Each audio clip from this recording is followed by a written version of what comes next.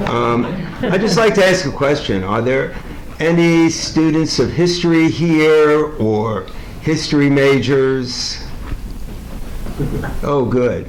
So, we're like griots. We look back a lot. As we say, you don't know where you are unless you know where you came from. So my chapter is actually a chronology of U.S. military deployments in China, beginning in 1820 and actually continuing on to today, but actually within China, ending in 1949. I felt it was important. The chronology was originally prepared for a Veterans for Peace China Working Group workshop in 2020 at the Veterans for Peace National Convention. And it was also illustrated with photos from the time. Unfortunately, we couldn't include them in the book. But it's, more recently we talk about the occupation of Palestine, and particularly Gaza. And these occupations are searing. The peoples who are occupied, even after the occupation ends, never forget the occupation. And the occupation of China by the U.S. military was brutal in many ways. It was not a velvet glove. It was an iron fist. And I would just like to mention just a few, pick out a few dates so you get kind of the impact. May 16th, 1820. The 38-gun, wooden-hulled, three-masted heavy frigate USS Congress with a crew of 340 docks unannounced and uninvited in Guangzhou on the Pearl River. So these deployments go back not only decades but centuries. And February 24th, 1927, the 4th Marine Regiment, commanded by Brigadier General Smedley Butler, arrives from San Diego aboard the USS Showmont. The ship docks at the Standard Oil Company terminal in Shanghai. U.S. military forces in China now, this is 1927, total 6,000 troops and 44 naval vessels in Chinese waters.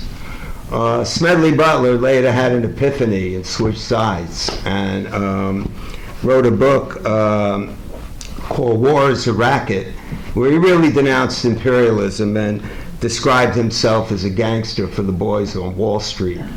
But he did say that in China in 1927, I helped see to it that Standard Oil went on its way unmolested. And this went on for decades. I'm just going to go back on one. January 18th, 1912. Less than 3 weeks after the Republic of China is established, the U.S. Army 15th Infantry Regiment deploys to Tianjin. The 15th Infantry Regiment does not leave China until March 2nd, 1938. Now, the U.S. military at the time, this was a Jim Crow army, racist to the core. This was not sort of the army maybe of our grandparents during World War II, when there were a lot of conscripts and, folks in the unions, with all its contradictions.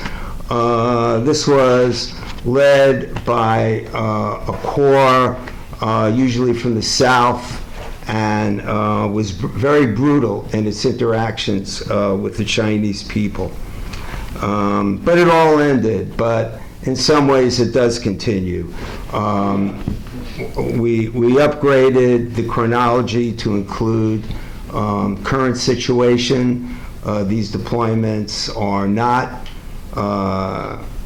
over the international border of China, but they do border China from U.S. Navy with provocative maneuvers in the Taiwan Straits. These are very dangerous. These are, one of the members of our chapter actually was an officer aboard a destroyer that did one of these provocative maneuvers. And they're very hair trigger, one person shoots, another person shoots, and it could be a total conflagration. So, very dangerous things. They operate out of Yokosuka, Japan. This is the 7th Fleet. And there are spy flights that continue from Kadima Air Base in Okinawa. So hope that the chronology is a contribution, that we know that the current situation didn't begin today. It began in 1820. So once again, thank you for the editors.